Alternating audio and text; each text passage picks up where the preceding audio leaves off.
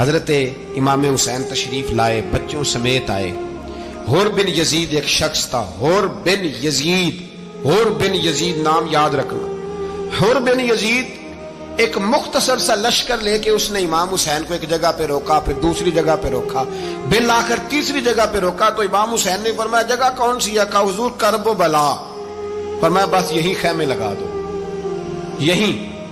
حضرت سیدہ زینب نے پوچھا امام حسین سے کہ سارے زمانے نے روکا ہے، ٹھیک ہے آپ حق پہ ہیں، یہ بھی سب نے کہا ہے آپ حق پہ ہیں، پر روکا بھی سب نے، آپ روکے کیوں نہیں؟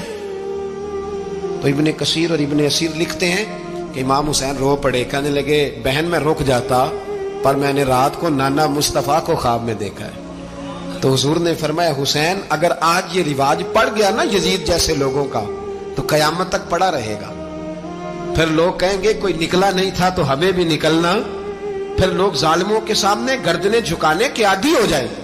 میں کہتا رہتا ہوں، کہہ رہا ہوں، کربلا کی جنگ کفر اسلام کی جنگ نہیں، کفر اسلام کی جنگ نہیں کربلا کی، کیونکہ یزید تو بڑا پکا نمازی تھا، خطبہ دیتا تھا وہ تو۔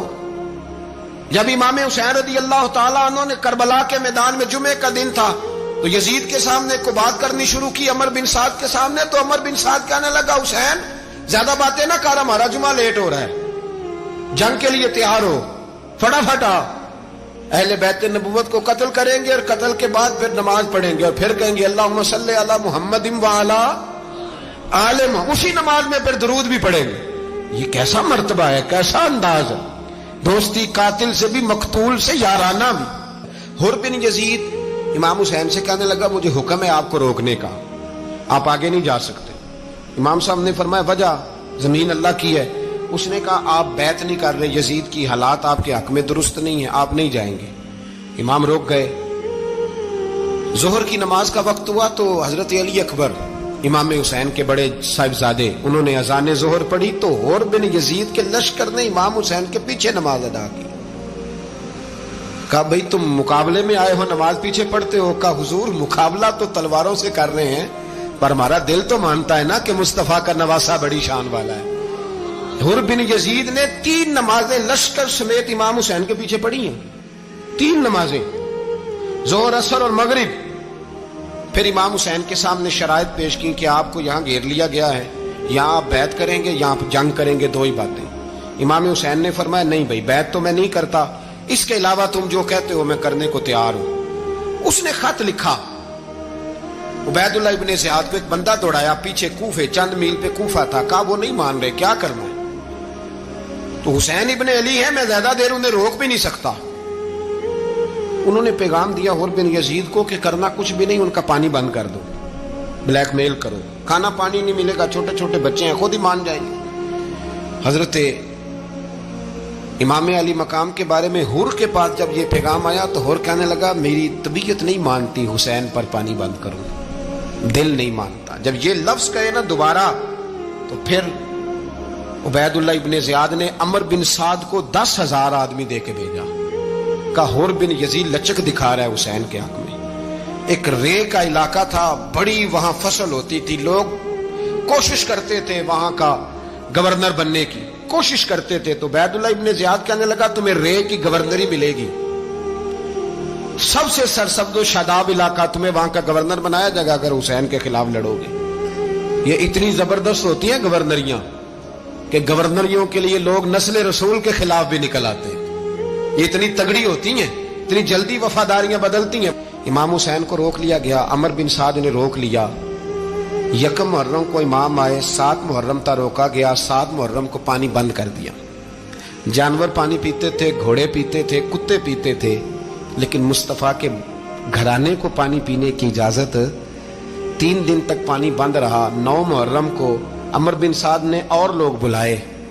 شمر ایک بڑا سخت آدمی تھا، سنگ دل بدبخت، جس نے حضرت علی اصغر کے گلے پر تیر مارا تھا، وہ اور لشکر لے کے آیا۔ رات کو کہنے لگا امام حسین رضی اللہ تعالیٰ عنہ سے کہ بس بڑا ہو گیا، یہ 9-10 محرم کی درمیانی رات، یہاں آپ جنگ کریں گے یا آپ بیعت کریں گے، 2 ہی باتیں۔ امام حسین اندر گئے، سیدہ زینب سے مشورہ کیا، باہر آئے، فرمایا بات وہی ہے جو پہلے دن والی ہے۔ او بھائی بچے ساتھ ہو، सहरा का इलाका हो, तपती हुई रेत हो, इतने कठिन और सख्त हालात, चारों जानब मौत ही मौत, दूर दूर तक अपनों का नामो निशान कोई नहीं, और अकेले फैसला करने वाले इमाम हुसैन, बाकी सारे बच्चे हैं या औरतें, सारे बड़े अकेले। इमाम हुसैन रज़ी अल्लाह ताला अन्हु ने फरमाया, भाई बैत तो मैं नहीं करता, बाकी जो तुम्हारा प्रोग्राम है। शिमर और इब्ने साद कहने लगे फिर जंग के लिए तैयार हो जाएं। क्या अंदाज है इमाम हुसैन का। फरमाने लगे कल जंग करूंगा, मुझे पता तो है जंग का नतीजा क्या निकलना है, एक रात मुझे दे दो ताकि मैं खुल के अपने रब की इबादत तो कर लूं। हुसैन ने जाना है, मुझे पता है कल रिजल्ट 72 और 22,000 का क्या, एक रात मुझे दो, मैं मालिक से राज न्याज तो करूं, मैं गोया उससे पूछूं तो सही कि मालिक मेरे वालिद भी शहीद हैं, भाई भी शहीद हैं, नाना को भी दुखों में देखा है, तो अब मेरी बारी है, तो मालिक मैं हाजिर हूं, मुझे मौका तो दो, इसलिए कि मेरे नाना ने बदर में भी सारी रात इबादत की थी, सुबह मुझे मौका दो। और दुनिया का उसूल है जब कोई मौका मांगता है तो दिया जाता है। ये दोनों कहने लगे कोई मौका नहीं। हुर बिन यजीद पीछे से बोला, कहने लगा नहीं, बदतमीजी ना करो, हुसैन को मौका दो, तुम्हें देना पड़ेगा। मौका दिया। हुर बिन यजीद ने फिर मिन्नत की, कहा हुजूर आप मेहरबानी करें मान जाएं। फरमाया मानने वाला खाता कोई नहीं। फरमाया मानने वाला खाता, बोलिए मानने वाला खाता, ये बड़ा मुश्किल काम है भाई। जमीर का सौदा अब तो आम हो गया, बाजार लगते हैं, रेट लगते हैं, अपनी अपनी चाहतों पे लोगों ने अपने अपने अंदाज सजाए हुए। कोई आदमी बस अच्छे तरीके से नाम ले ले तो बस हम उसके